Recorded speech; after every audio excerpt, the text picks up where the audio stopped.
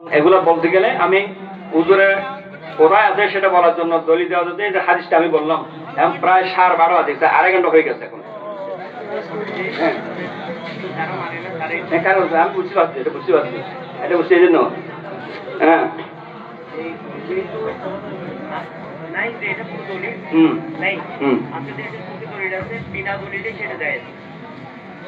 তাদেরকে তাদেরকে বলতে হবে যে আপনি আগে মানবেন কিনা, হ্যাঁ আপনি আগে মানবেন কিনা, দলিল আছে সেটা আপনি মানবেন কিনা।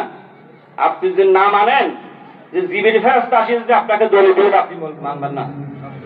হ্যাঁ সবগুলো তো জাল, সবগুলো জাল আপনার জন্য, সবগুলো জাল। এসে আপনি জাল প্রমাণ করতেছেন। আপনি কোন ইউনিভার্সিটি বিশ্ববিদ্যালয়ের কোন মুহাদ্দিস, কোন খরচ আপনার কোন মাদ্রাসায়, কোন মাদ্রাসায় আপনি প্রভাষক, কোন মাদ্রাসার আরবি মুহাদ্দিস, আপনি অধ্যক্ষ, আপনি একজন আর একজনের ওয়াজ শুনে। আমার কাছে একজন ধরা গেছে